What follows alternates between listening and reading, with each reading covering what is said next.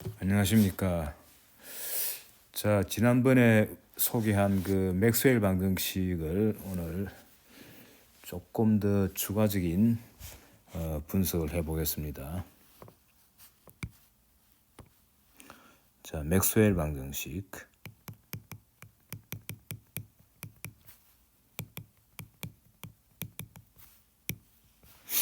자, 네 세트로 구성되어 있다 그랬죠. 자, 첫 번째 식이 E.dA 어떤 폐곡면 S. 요 이제 적분 기호에 동그라미가 있으면은 이건 어떤 닫힌 공간을 적분한다 이런 뜻입니다. 자, 요 값은 QS over epsilon 제로하고 똑같아 하는 요거는 가우스 법칙이죠. 가우스의 법칙. 자, 두 번째는 이제 요거는 이름은 없다 그랬죠. 자기장도 마찬가지로 이렇게 적용하면 이때는 자기장은 자기전하가 없기 때문에 0이다. 이건 이름은 없지만은 자기전하가 존재하지 않는다. 자기전하 존재하지 않음. 그걸 나타내는 식이고, 자, 세 번째는 암페어 법칙인데 그게 모디파이 됐다 그랬죠. B dl 마이너스 epsilon 0 mu 0 d over dt 인테그럴 E dA. 자, 요거는 C가 이제 폐곡선이고 요건 C 내부죠. C 내부 면입니다. 자, 이거는 mu0 IC요. C 내부 이제 이렇게 되고요. IC는 C 내부를 통과하는 전류죠. 그 다음 이제 끝으로 페르데이 법칙이죠. 인테그럴 E dl. 요건 이제 C라는 폐곡선에 이제 도선이 있을 경우에는 그 도선의 기전력에 해당되는 것이고, 도선이 없으면 그냥 단순하게 그 주어진 폐곡선 따라서 전기장을 선적분한 값이죠. 자, 요거는 오른쪽에 있는 걸 왼쪽으로 옮겨가지고 우리 페르데이 법칙 할 때는 오른쪽에 우변에 적었는데 한쪽으로 옮겨줍니다. 옮겨주면 더하기가 되죠. d over dt의 인테그럴, 요건 C 내부가 되고요. B da가 됐죠. 자속이죠. 자, 이거는 이제 0이 됩니다. 요 네 개를 갖다가 우리가 합쳐가지고 맥스웰 방정식이다 그럽니다. 그러니까 이걸 이제 방정식이라고 하는 이유는 통상 이제 QS하고 IC, 그러니까 Q라는 건 전하죠. 전하가 공간에 분포되어 있고 전류도 물론 그 전하 중에 일부는 움직일 수도 있고 그렇죠. 그럼 이제 전류도 있단 말이죠. 그게 주어졌을 때 전기장과 자기장이 만족하는 식입니다. 요 식의 의미를 그렇게 이제 파악해야 됩니다. 그래서 요 맥스웰 방정식은 EB가 만족하는 식이에요. 상황은 어떤 상황입니까? 요 전하, 전류, 분포가 주어질 때 요런 상황에서 전기장과 자기장이 만족하는 식. 여기서 이제 S하고 C가 나오는데 S는 이건 이제 닫힌 면이죠. 폐곡면입니다. 그다음 C는 폐곡선이죠. 그래서 S하고 C를 뭘 선택하더라도 요 위의 식이 성립돼야 됩니다. 물론 S하고 C의 선택에 따라 가지고 QS하고 IC는 이제 주어지겠죠. 그러니까 전하하고 전류가 막 그냥 공간에 분포되어 있는 거예요. 그때 어디건 간에 요 폐곡면하고 폐곡선 S하고 C를 잡아줄 때 그때 요 네 개의 적분식이 항상 만족된다. 그게 바로 아주 이제 요 맥스웰 방정식의 요지입니다. 참고로 요건 우리가 modified 변형된 암페어 법칙 법칙 이름입니다. 그다음 마지막 요거는 페르데이 법칙이죠. 페르데이의 법칙이다. 그래서 전자기학의 이 전체적인 흐름을 보면은 이제 요 부분이 요 이제 빨강색으로 합시다. 요 부분은 맥스웰이 이제 추가한 거죠. 맥스웰이 추가한 겁니다. 그래서 이제 요걸 추가함으로 해가지고 더 이상 고칠 필요가 없다로 이제 판정이 나게 됩니다. 그래서 맥스웰 추가. 그래서 요 네 가지 식이 이제 사실상 이 B가 만족하는 가장 일반적인 식이 되는 거예요. 그래서 공간에 전하들이 이제 주어지고, 물론 전하가 어떻게 주어지느냐는 거는 이 식이 결정하는 건 아니죠. 하지만 요 전하하고 전류 분포가 주어지면 요 오른쪽에 있는 요거하고 요거는 이제 SC의 선택에 의해서 딱 주어지는 거예요. 그러면 그때 이제 EB가 뭐가 될지 모르지만 요 네 가지 식은 딱 만족하게 돼 있다는 거예요. 그럼 요 네 식에 의해서 EB가 딱 계산돼 나옵니다. 사실은 수학적으로. 물론 이제 이 식만 봐가지고는 알 수는 없죠. 그래서 이게 이제 방정식이라는 게 그런 거죠. 방정식이라는 게 뭡니까? 어떤 문자가 만족하는 식이고 이걸 풀면 이제 그 문자의 값을 알 수 있는 거죠. 그게 이제 요 Q하고 I, 즉 전하하고 전류가 어떻게 분포되어 있느냐에 따라 가지고 다양한 패턴이 나오겠죠. 사실은 이제 여기서 출발해 가지고 예를 들어 전류는 없고 딱 그냥 원점에 Q라는 점 전하가 있다.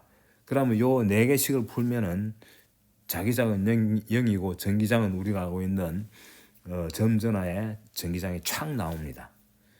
물론 이제 수학적으로 이제 풀 수 있는 능력이 있어야 되겠습니다만, 지금 사실 기초 물리학에서는 이 적분 형태거든요. 적분 형태 방정식을 푼다는 건 쉽지는 않아요. 하지만은 일단 이제 역사적으로 중요한 거죠. 이게 1865년도라 그랬죠. 이게 1865년도에 맥스웰이 이제 완성을 하는데, 이 완성하는 순간에 이 고전 전자기학의 이론이 완성됐다고 봅니다. 자, 그래서 맥스웰의 업적이 참 큽니다. 사실은 요 맥스웰이 추가한 요 빨간색 동그라미 요거를 제외한 나머지는 사실 실험식이에요. 그러니까 실험실에서 나타나는 그 현상, 그거를 식으로 이렇게 만든 그런 식입니다. 실험을 토대로 한 식이란 얘기죠. 그게 이제 가우스 법칙, 그 다음에 페르데이 법칙. 이제 실험실에서 자기 전하가 존재하지 않으니까, 존재하지 않는다는 것을 나타내는 식이 이제 두 번째 식이고요. 그다음 세 번째 식은 요 동그라미 친 맥스웰이 추가한 요거는 없었죠. 없이 그냥 나왔을 때 그때는 변형된이란 이름이 없고 그냥 암페어 법칙이라 그랬죠. 그래서 암페어 법칙하고 이제 이런 것들이 있었는데 다 실험적으로 입증된 식들이었죠. 근데 맥스웰이 이제 추가한 이 텀은 보면은 시간 변화율이 있지 않습니까? 요 시간 변화율 하는 요게, 그러니까 실험 장치에서는 요 부분이 대부분 0이었어요. 그러니까 맥스웰이 추가한 요 텀, 요 지난 시간에 요 우리 기억나시죠? 요 사실은 여기 저 동그라미 친 부분 요거를 사실은 이름이 있습니다. 여기. 그러니까 여기 저 엡실론 제로 d 오버 dt의 인테그럴 e da c 내부죠. 요거를 여기에 사실은 어디에 해당되느냐면은 요 세 번째 식 전체를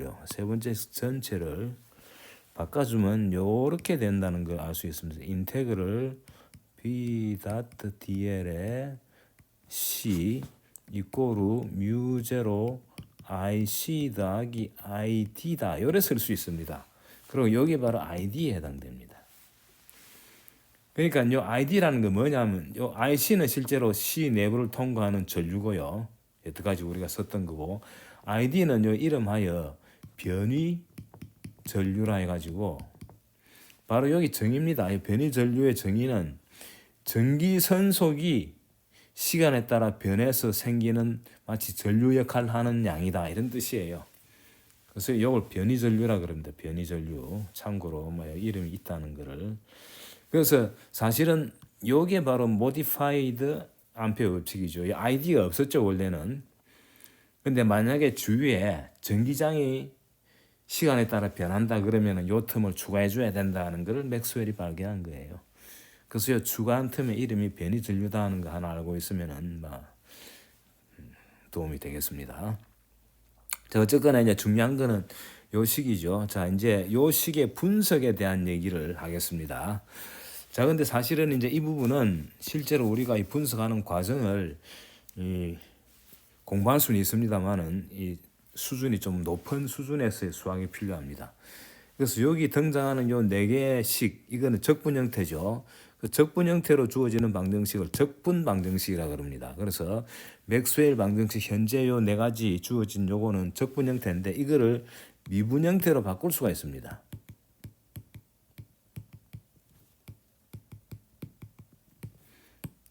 그 미분 형태로 바꾸나 적분 형태로 써나 사실 수학적인 내용은 똑같아요. 근데 이제 문제를 풀라 그러면 단순하게 적분 형태 가지고는 문제 풀기는 어려워요. 그래서 미분 형태로 바꿔가지고 이제 요 주어진 요 전하 분포하고 전류 분포, 전하 전류 분포가 주어졌을 때 EB가 만족하는 식을 이제 쓰는데 적분 형태로 안 쓰고 미분 형태로 쓰면은 미분 방정식 우리가 푸는 거를 이제 많이 훈련하니까 적분 방정식보다도 미분 방정식 풀기가 그만큼 이제 용이하다는 거죠. 그래서 미분 형태로 전환을 했더니 놀랍게도 이게 파동 방정식이 됩니다. 파동 방정식. 적분 형태로 되어 있는 거로 봐서는 이게 파동 형태의 솔루션이 존재한다든가 이런 걸 짐작하기 어려운데 미분 형태로 바꾸면 그걸 알 수가 있습니다. 그래서 그 과정을 물론 설명하기에는 기초 물리 수준에서는 어렵기 때문에 그냥 말로만 설명을 드리는데 놀랍게도 이 우리라기보다 이 맥스웰이 이제 정돈한 요 네 세트로 이루어진 맥스웰 방정식을 미분 형태로 전환해 가지고 봤더니 놀랍게도 파동 방정식이 되더라. 파동이라는 게 이제 파가 이런 이제 사인 코사인 형태로 주어지는 거죠. 이게 이제 쭉 진행하는 거죠. 진행하고 여 보면 이제 요런 걸 우리가 뭐라 그럽니까? 파장이라 그러죠. 람다의 파장이 주어지고요.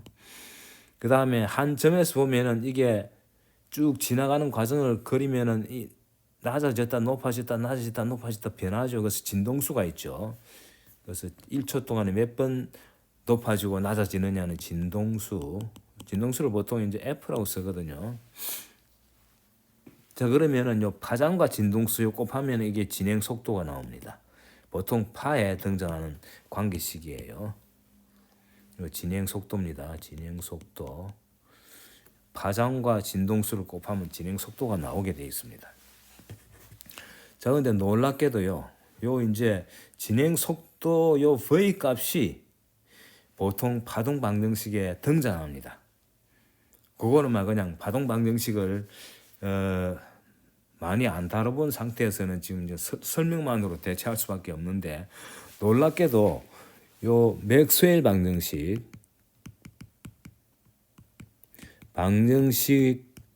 요 식에서 나오는 파동 방정 여기서 유도되는 파동 방정식에서는 파의 속도가 놀랍게도 이게 뭐가 되느냐. 자, 요거는 증명할 수는 없습니다. 지금은 그냥 받아들이면 됩니다. 이게 놀랍게도 루트 엡실론 제로 뮤 제로가 되더라는 사실을 요 미분 형태로 전환한 파동 방정식을 보면 바로 알 수 있습니다. 그래서 요 루트 엡실론 제로 뮤 제로가 바로 이건 딱 정해진 수죠. 요 엡실론 제로 우리 뭔지 쿨롱 법칙 공부할 때 소개했었고 뮤 제로는 비오사바르 법칙에 등장하는 거죠. 그래서 엡실론 제로 뮤 제로 값은 이미 주어져 있습니다. 여기에 놀랍게도 요 이제 두 개 곱해가지고 루트를 하면은 그게 바로 파의 속도가 되더라 하는 거예요. 그래서 이게 딱 정해져 있어요. 요 식에. 이 딱 정해져 있다는 얘기죠, 이게. 정해져 있다는 얘기는 뭐겠습니까? 이게 맥스웰 방정식이 다루는 전기장과 자기장은 이렇게 속도가 주어진다는 거예요. 움직일 때. 그 속도가 얼마냐? 이게 바로 그 속도가 정해져 있기 때문에 통상 이걸 C로 써가지고 여기 이제 전기장, 자기장으로 이루어진 파, 전자기파라 그럽니다. 이 파라는 말이 이제 붙게 된 동기는 맥스웰 방정식이 등장하고 그다음 맥스웰 스스로 이걸 갖다가 이제 분석을 하는 거죠. 그래서 이제 솔루션을 찾고 이렇게 합니다만, 요 전자기파의 속도가 딱 여기 주어져 있더라는 거예요. 아시겠죠?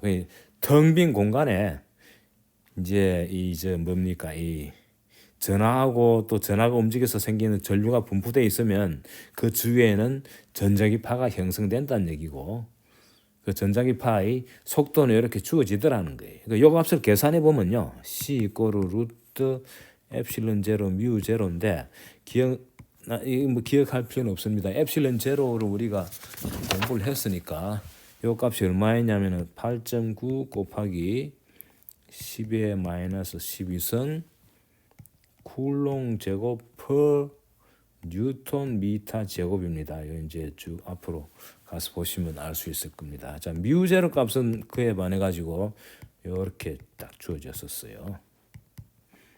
1쿨롱의 정의하고 결부가 돼 있죠. 퍼 암페어 제곱입니다. 자, 요게 이제 이건 이미 주어진 값이란 말이죠. 요거 계산하면 되겠죠. 자, 요거 계산 같이 한번 해봅시다. 자, 루트 엡실론 제로 뮤 제로 이꼬르 전체를 괄호를 열고요. 죄송합니다. 제가 요것의 인버스입니다. 인버스. 이게 큰 실수였습니다. 인버스. 이게 1 오버 루트 엡실론 제로 뮤 제로. 자,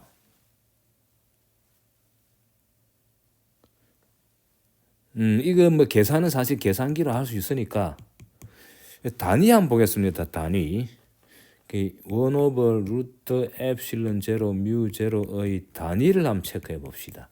요 수는 그냥 집어넣어가 계산하면 되는 거니까 단위를 보면은 요거는 1 오버 루트의 엡실론 제로 단위는 쿨롱 제곱 오버 뉴턴 미터 제곱이죠. 그다음 뮤 제로의 단위는 뉴턴 오버 암페어 제곱이죠. 이 뉴턴이 없어지죠. 요거 해보면은 1 오버 루트의 쿨롱 제곱 오버 미터 제곱 암페어 제곱이니까 이 루트 없애고 인버스를 해주면은 미터 암페어 오버 쿨롱 이렇게 되죠. 그죠? 이 단위만 보는 겁니다. 이 단위. 자, 이거는 뭐냐? 근데 암페어가 뭡니까? 쿨롱 퍼 세컨드죠. 암페어가 쿨롱 퍼 세컨드 아닙니까? 그거를 여기에 대입하면은 미터 오버 쿨롱의 암페어 대신에 쿨롱 퍼 세컨드 하면 없어지 가지고 결과적으로 단위가 요것의 단위는 미터 퍼 세크가 돼가 바로 이 속도의 단위가 되죠. 그리고 이제 앞에 있는 수도 집어넣어 가지고 여기에 집어넣어 계산해 보면은 나옵니다. 이거 뭐 계산기로 두드려야 되는 거니까 결과적으로 이제 루트 엡실론 제로 뮤 제로를 해보면요, 여기에 물론 이제 뭐 조금 소수점 뒤에 나오고 합니다만은 이게 30만 킬로미터 퍼 세컨드라는 바로 유명한 비트의 속력이 나옵니다. 그래서 전자기파의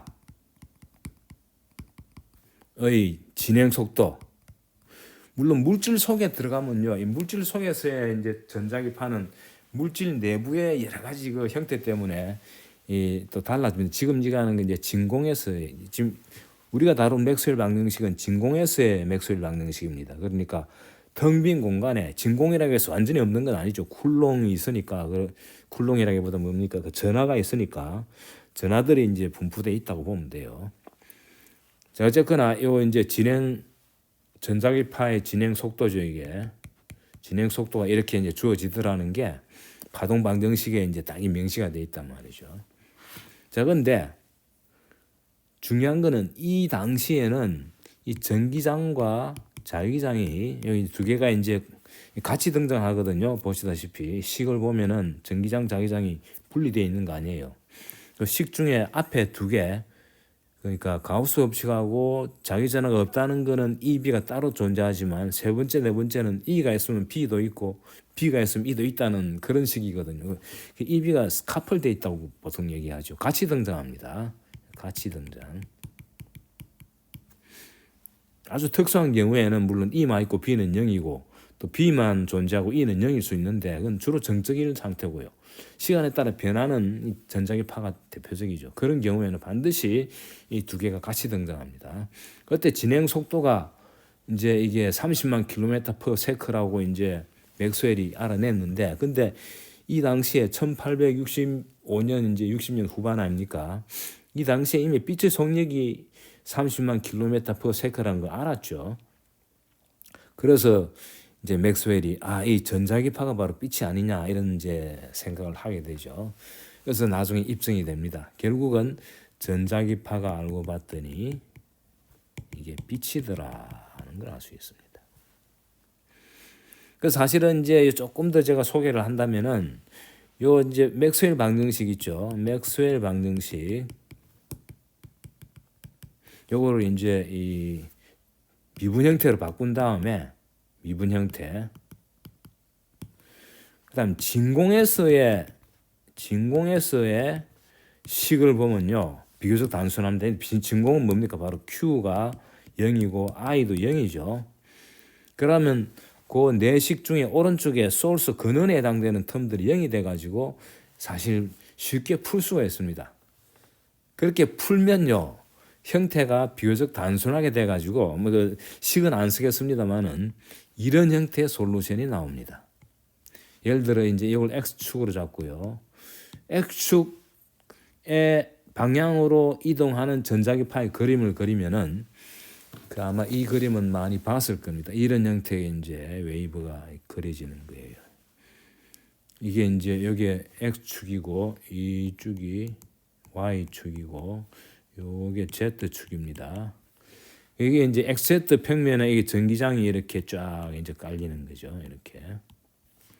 이건 밑으로. 그 다음에 자기장은 xy 평면에 있습니다. 자기장 그림은 빨갛게 그릴게요. 이렇게 주어집니다.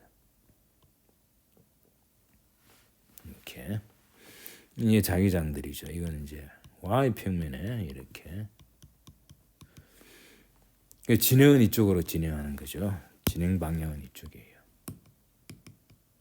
이런 형태, 물론 이제 이게 뭐 유일한 답이 아니고요. 이런 형태의 솔루션을 볼 수 있다는 거죠. 이게 이제 전형적인 형태입니다. 해의 형태, 진공에서의 전자기파, 빛파죠. 형태가 이런 식으로 주어지는 거고, 이제 여기 한 파장에 해당되는 여기까지 거리가 한 파장이죠. 여기까지 거리죠. 이게 이제 람다라는 파장이 되고요. 그다음 이게 진행하면서 이제 한 자리에서 보면은 전기장도 그렇고 자기장도 그렇고 이렇게 플러스가 됐다, 0이 됐다가 마이너스 됐다가 막 변하잖아요. 그 변하는 거 이제 진동수를 F라 그러면 C는 F 곱하기 람다. 여기 진동수고요. 람다는 파장이죠. 자, 근데 진동수라는 게 뭡니까? 진동수라는 게 여기 이제 이 사인 코사인 웨이브에서 바로 오메가를 2파이로 나눈 거죠. 예를 들어서 1초 동안 한 번 진동한다는 얘기는 1초 동안에 360도 간다는 얘기죠. 360도가 2파이 아닙니까? 진동수 곱하기 2파이 하면은 각 속도가 나오죠. 그래서 이런 관계가 있습니다.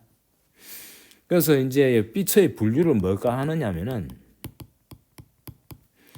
요 이제 진폭의 크기는 중요하지 않고요. 보통 우리가 빛을 나눌 때 색깔까지 예를 들어서 가시광선에 해당되는 빛을 우리가 분류할 때는 뭐 빨강색 빛이다, 파란색 빛이다 이렇게 얘기하잖아요. 그 빨강색, 파란색 그런 걸 결정짓는 게 바로 진동수입니다.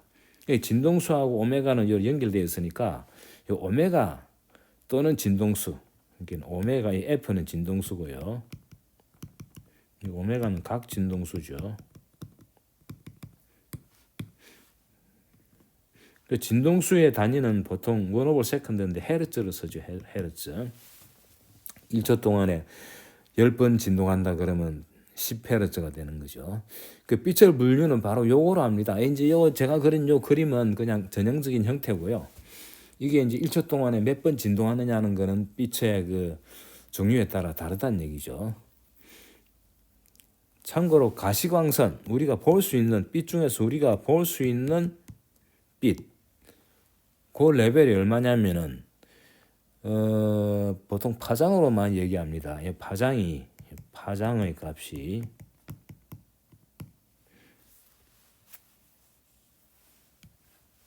400 나노미터에서 700 나노미터 요 사이에 있는 거를 우리가 볼 수 있습니다. 가시광선이에요. 이 나노라는 게 10의 마이너스 7승이죠. 그러니까 400 나노미터 요거는 4 곱하기 10의 2승 곱하기 10의 마이너스 9승 나노가 10의 마이너스 9승입니다. 미터죠. 미터는 칼로로 칩시다. 단위니까. 이러면 뭐가 됩니까? 4 곱하기 10의 마이너스 7승 미터가 되죠. 파장이 아주 짧은 거죠. 여기에 이제 요 짧은 요 파장이 바로 이 보라색이고요. 여기 이제 보라색이고 700 나노미터 해당되는 게 빨강색이죠.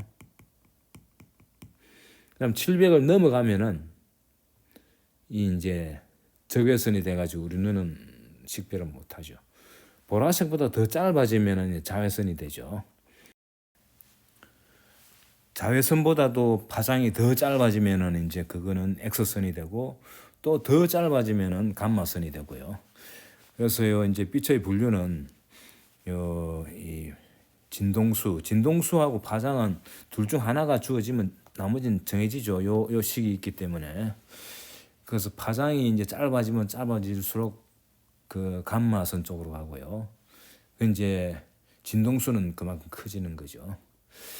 그 다음에 자외선 말고 이제 적외선 쪽으로도 마찬가지입니다. 자꾸 길어지면은 이게 이제 마이크로웨이브가 되기도 하고 이제 라디오파가 되기도 하고 그렇게 되는 거죠. 그 이제 자세한 값은 책 보면 잘 나와 있으니까 저는 그 부분은 소개를 하지 않겠습니다. 자, 그래서 이제 이 맥스웰 방정식을 끝으로 해가지고 전자기학이 사실상 마무리됩니다.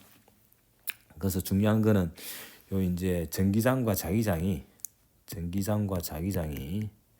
일반적으로는 카프리대가 등장한다. 같이 등장한다는 게. 그리고 특히 식 중에서 세 번째 식하고 네 번째 식, 암페어 법칙 그리고 페르데이 법칙 보면 EB가 다 등장합니다. E는 0이고 B만 있더라. 그러면은 그 식이 성립이 안 됩니다.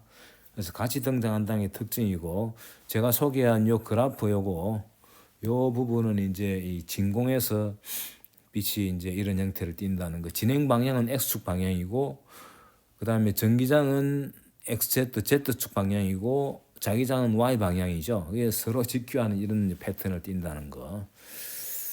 뭐 여기 이제 여러 가지 물리량 정의할 수가 있는데 이제 그거는 기초 물리 수준에서는 저는 그런 거는 좀 무리라고 생각합니다. 그래서 이 정도로 이해하시면은 전자기학의 전반적인 흐름을 잘 이해했다라고 볼 수 있지 않을까 싶습니다.